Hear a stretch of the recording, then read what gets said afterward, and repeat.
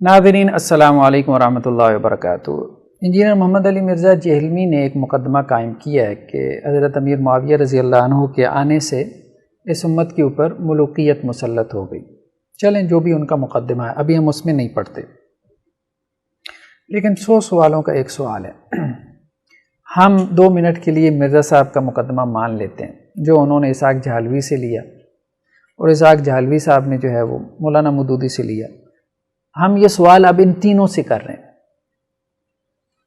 کہ کیا بنو امیہ کے بعد بنو عباس جب آئے ہیں تو خلافت دوبارہ قائم ہو گئی تھی؟ انجینئر محمد علی مرزا کے بلائنڈ فالوور سے یہ درخواست ہے کہ مرزا صاحب سے کہیں ذرا اس موضوع پہ، اس سوال پہ روشنی ڈالیں کہ بنو امیہ کے دور میں تو ملوکیت آ گئی، خلافت ختم ہو گئی، خلافت علی منہاج نبوہ ختم ہو گئی جیسا کہ آپ بیان کر رہے ہیں۔ بنو امیہ بھی ختم ہو گئے نا، پھر بنو عباس آئے ہیں، پھر بنو عباس کے بعد پھر فاطمی آئے ہیں، یہ سارے آل سادات تھے نا، وہ خلافت واپس آ گئی تھی یا وہ ملوکیت کا تسلسل ہی جاری رہا؟ اس پہ مرزا صاحب آپ نے کبھی روشنی کیوں نہیں ڈالی؟ ہمارے خیال میں یہ تاریخ کا ایک بہت اہم موضوع ہے، اس لیے ضروری ہے کہ دیکھیں اگر آپ نے کٹا کھولنا ہے تو پھر پورا کھولیں، آدھا کٹا کھولنے کا فائدہ نہیں۔ حق بیان کرنا ہے تو پھر جڑیں بنیں، پھر پورا حق بیان کریں، پھر صرف بنو امیہ کی بدماشیاں بیان نہ کریں، پھر اگر کسی اور خاندان کی بھی بدماشیاں نکلتی ہیں تو آپ وہ بھی جو ہے وہ پھر کھل کے بیان کریں۔ ان کے عقائد کیا تھے، ان کے نظریات کیا تھے، انہوں نے کیا قتل و غارت کی، انہوں نے اہل بیت کے ساتھ کیا کیا۔ دیکھیں مرزا صاحب نے کیا عنوان اپنے کتابچے میں لگایا، حضرت معاویہ رضی اللہ عنہ کو حکومت مل جانے کے بعد سے بتدریج امت پر کیسی ملوکیت مسلط ہوئی اور اس کا بھیانک نتیجہ کیا نکلا۔ یہ مرزا صاحب کہہ رہے ہیں، چلیں ملوکیت مسلط ہو گئی، آپ کہہ رہے ہیں حضرت امیر معاویہ رضی اللہ عنہ کو حکومت ملنے کے بعد بنو امیہ بھی چلے گئے، بنو عباس آ گئے، اب کیا خلافت قائم ہو گئی؟ دوبارہ خلافت واپس آ گئی تھی؟ بتائیں تو صحیح بھائی، وہ بتائیں، بولیں تو صحیح نا۔ چلیں آپ تو نہیں بولیں گے، کبھی نہیں بولیں گے، کیونکہ آپ میں اتنی جرت ہی نہیں ہے کہ آپ ان موضوعات پہ گفتگو کریں، آپ میں جرت نہیں ہے، بالکل نہیں ہے۔ آپ کا کل موضوع جو ہے نا وہ حضرت عثمان رضی اللہ عنہ کی شہادت کو بھی آپ درمیان میں سے مس کر جاتے ہیں، حالانکہ اصل فساد وہاں سے شروع ہوا ہے، مشاجرات صحابہ کا اصل فساد وہاں سے شروع ہوا ہے، سب سے پہلے شہادت بنو امیہ کے بندے کی ہوئی ہے، لیکن آپ اس پہ گفتگو نہیں کرتے، کھل کے گفتگو نہیں کرتے، حقائق کو چھپاتے ہیں۔ تو آپ تو واقعہ کربلا سے کچھ تھوڑا سا پہلے اور پھر اس سے تھوڑا سا بعد، بس اس کے علاوہ نہ آپ کو پچھلی تاریخ کا پتہ ہے نہ اگلی کا آپ تذکرہ کرنا چاہتے ہیں، اگر پتہ بھی ہے تو آج بس تھوڑا سا ہم آپ کو تھوڑا سا بتاتے ہیں تاریخ ابن کثیر سے۔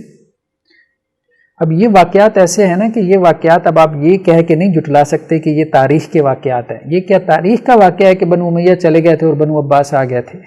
کیا یہ صرف تاریخ کی کتابوں میں لکھا ہوا ہے کہ بنو عباس نے جو ہے وہ فاطمیوں کو خلافت میں شریک نہیں کیا، حالانکہ ان سب نے مل کے جد و جہد کی تھی بنو امیہ کے خلاف؟ مطلب یہ تو ایک حقیقت ہے، یہ تو ایک فیکٹ ہے جس کا کسی نے انکار نہیں کیا کہ بنو امیہ کے خلاف جد و جہد کرنے والوں میں علوی بھی تھے، حضرت علی رضی اللہ عنہ کے غیر فاطمی اولاد فاطمی بھی تھے، ٹھیک ہے، حضرت فاطمہ رضی اللہ عنہ سے جو اولاد تھی، اور اس کے علاوہ بنو عباس بھی تھے، رسول اللہ صلی اللہ علیہ وسلم کے چچا حضرت عباس رضی اللہ عنہ کی اولاد، تینوں نے مل کے جو ہے وہ بنو امیہ کے خلاف جد و جہد کی ہے۔ تو جب اس میں کامیابی ہوئی ہے تو حکومت اور اقتدار جو ہے وہ بنو عباس نے سنبھال لیا، اور فاطمیوں میں سے کچھ نے ان کے خلاف خروج کیا، یا آپ اسے بغاوت کہیں، وہ اس کو بغاوت کہتے ہیں، یہ اس کو جو ہے وہ خروج کہتے ہیں۔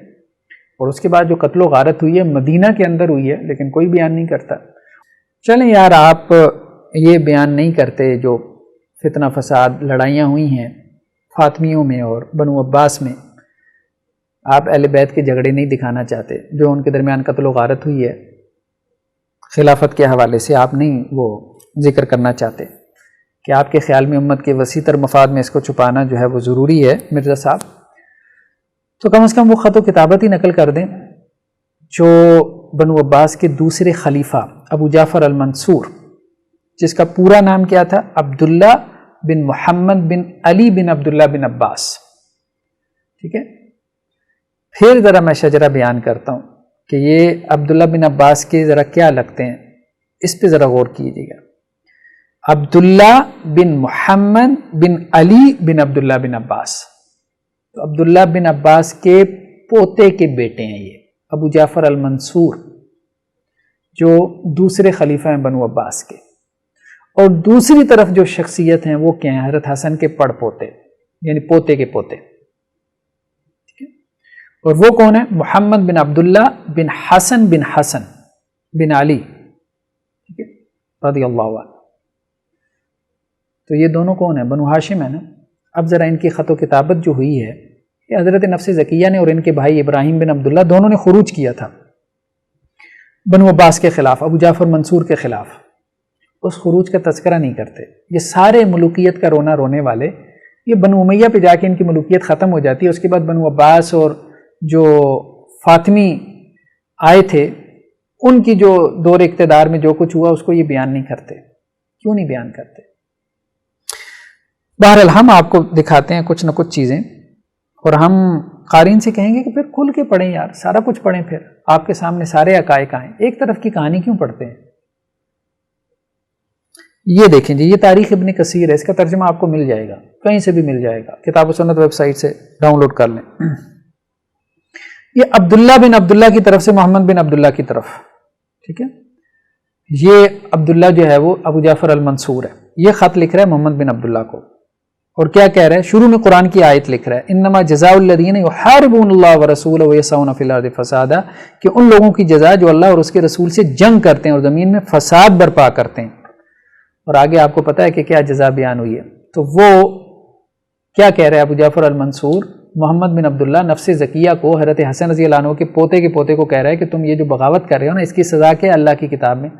اس کی سزا یہ ہے، ٹھیک ہے، کہ انہیں بری طرح سے قتل کر دیا جائے، یقتل و یصلب، یا سولی دے دیے جائیں.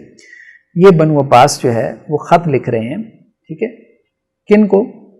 آل علی کو.